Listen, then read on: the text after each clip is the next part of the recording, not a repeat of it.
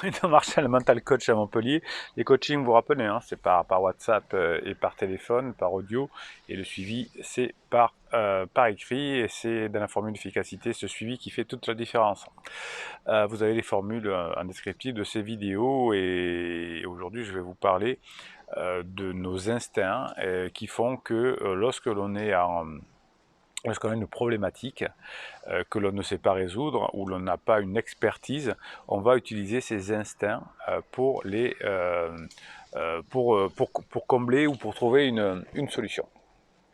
Alors, admettons que votre conjoint soit en crise et que vous demandiez conseil à quelqu'un qui est non initié, c'est-à-dire qui n'a aucune compétence dans la gestion des crises, qui n'a d'expérience de couple que 3 ou 4 couples qu'il connaît, dont le sien, qui a vaguement lu quelques trucs sur Biba Magazine ou Psychologie Magazine. C'est des private jokes, hein, j'ai rien contre Biba ou Psychologie Magazine, rassurez-vous. Et donc, quand on ignore quelque chose, quand on ignore une séquence et qu'on nous interroge, ou qu'on croit qu'on nous interroge, eh bien, on va devoir inventer des solutions. Et quelles sont les solutions que l'on invente à ce moment-là? C'est des solutions radicales près de nos instincts. Et votre conjoint qui est en crise fait un peu pareil. Alors, je m'explique. La personne qui va vous dire conseil va vous dire généralement comme si c'était pour sauver sa vie. Moi, je supporterai pas ce que ton conjoint, homme ou femme, t'impose. Moi, tu verrais, ce serait vite fait. Tu lui dis que si elle n'est pas contente, elle prend la porte. Tu lui dis que c'est son amant ou elle ou sa maîtresse et lui. Tu lui laisses 48 heures et tu lui jettes toutes ses affaires pendant dehors, etc. Pour votre conjoint, pour votre épouse, pour votre époux, qui est en crise, lui aussi, c'est de toute façon, c'est extrême. C'est mon conjoint m'a fait vraiment trop souffrir et il n'y a pas eu beaucoup de choses de valables dans les années qui viennent. Il a beaucoup de défauts. Donc on grossit le trait quand on n'a pas l'habitude ou quand on est en crise. Bien. Alors pour vous, qui recevait ces mauvais conseils ou qui recevait en pleine figure les 3 modes de fonctionnement d'une personne en crise qui est c'est comme ça, plus jamais je reviendrai, tu le sais, c'est définitif, c'est de ta faute et de temps en temps je pleure. Hein. Oui, les 3, peut-être que pleurer ça se fait pas devant vous et c'est le 3e simplement hein, qu'on peut accepter comme maîtrise, comme communication, le reste vous répondez pas évidemment. Donc vous, face aux perturbations de votre conjoint, vous allez demander des conseils à un psy qui n'est pas forcément qui n'est pas forcément fondé et qui va vous faire des bêtises. Hein, qui va vous dire ne vous laissez pas faire, posez vos limites, prenez du recul, lâchez prise finalement, donc faites un break, enfin des choses comme ça, qui sont que des choses que l'on dirait instinctivement. Et dans la formation Comment maîtriser ses pensées qui est sortie hier, d'ailleurs à ce propos, n'oubliez pas que vous avez le live, si vous regardez cette vidéo presque en direct, là ce soir à 18h30, vous avez le live sur comment maîtriser ses pensées, n'oubliez pas, 18h30, c'est jeudi, hein. Des fois c'est le vendredi, des fois c'est le jeudi, ça dépend de mon humeur, et c'est comme ça. Donc je pourrais pas vendredi, donc je vous le fais jeudi à 18h30, c'est comment maîtriser ses pensées, c'est la formation, tout ça comme pour le coaching, vous avez tout un descriptif, comment avoir cette formation. Bien. Donc si vous maîtrisez vos pensées, vous n'aurez pas besoin d'aller dans l'instinctif et d'aller vous renseigner avec des personnes qui vous donneront des réponses instinctives. Ok ? Pour votre époux, votre épouse qui est en crise, c'est pareil. Quand on est en crise, on va aller vers ses instincts. Et les instincts, c'est plus vil. Hein.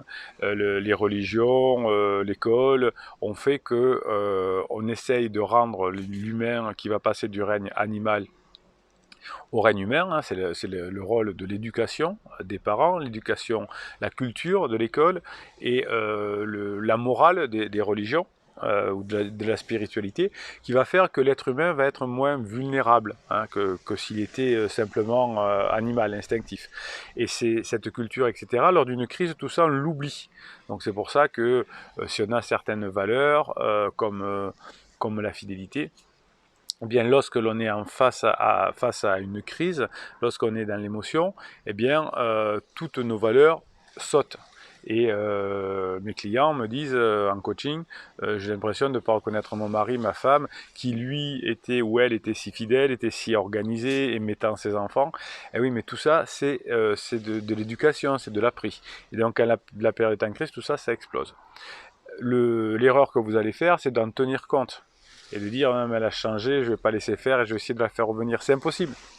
C'est impossible de la faire changer ou de le faire changer d'avis. La seule chose qui est possible, c'est de créer des actions qui vous, par le phénomène de dissonance cognitive, c'est les actions qui vont faire changer les pensées. Hein, vous avez une vidéo sur la dissonance cognitive sur cette chaîne, c'est l'une des bases du fonctionnement humain. Si vous n'avez pas compris ça, vous ne pouvez pas récupérer votre épouse ou votre époux. Vous ne pouvez pas réussir vos objectifs, vous ne pouvez pas avoir des clients. Si vous avez compris comment fonctionne l'humain et comment fonctionne la dissonance cognitive, il y a des grandes portes qui s'ouvrent devant vous. Donc n'essayez pas de changer quelqu'un qui est en crise, faites des actions de badinage ou des choses comme ça qui vont vous aider. Donc dites-vous bien que quand quelqu'un est en crise, il va aller vers ses instincts. Et quand quelqu'un que vous interrogez, un ami, un psy, etc., qui n'est pas forcément, qui ne comprend pas bien la situation, il va vous proposer des trucs proches des instincts. Poste tes limites, mets-la dehors, mets-le dehors, etc. Et bien sûr que ça ne marche pas, c'est pour ça qu'il y a autant de divorces, parce que les conseils que l'on donne sont mauvais. Et comme en plus on a reçu un conseil d'une amie, d'un parent, de quelqu'un qu'on aime bien, ben on se sent un peu obligé de le faire. J'avais pas du tout envie parce que je le sens pas, mais bon, comme j'ai la pression, surtout c'est le bon copain ou la bonne copine, il dit ah oui c'est comme ça, je vais venir avec toi, tu vas voir, on va lui mettre toutes ses affaires dehors et il va comprendre. Mais j'ai pas trop envie. Laisse-moi faire, je vais avec toi.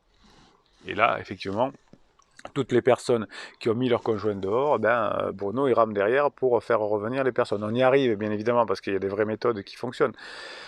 Le tonton Bruno ou boss Bruno, il bosse derrière pour vous le faire revenir. C'est pas grave, on y arrive quand même. Il y a des formations, il y a des coachings, il y a la communauté bienveillante et positive qui est là et qui vous aide. Donc chaque fois qu'on vous propose quelque chose lié à l'instinct, lié à l'animal, te laisse pas faire, c'est comme ça et c'est pas autrement, ça ne fonctionne pas.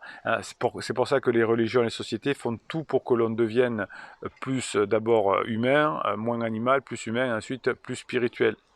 Donc si on vous propose des solutions plus spirituelles, plus humaines, plus intelligentes, plus basées sur les neurosciences, vous pouvez écouter. Dès que c'est des trucs tranchés, laissez tomber. Et votre conjoint qui est en crise ne fait que des trucs tranchés. C'est pour ça que j'ai mis au point ces gestes. Jamais je reviendrai, c'est de ta faute. Et je pleure, oui, il n'y a rien d'humain là-dedans.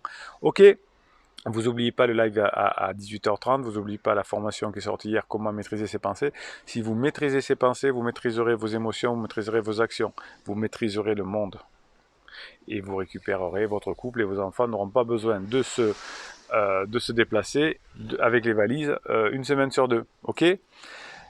Si vous suivez les conseils de la communauté, si vous suivez les coachings, si vous suivez les formations, il y a une phrase que j'aime bien maintenant. Qui c'est qui gagne à la fin? Qui c'est qui gagne à la fin? C'est vous. Parce que vous faites ce qu'il faut et vous arrêtez tout ce qui est instinctif, d'accord? Je compte sur vous, hein. Bien. Arrête de montrer du doigt, Bruno, ça suffit. Bruno, se calme.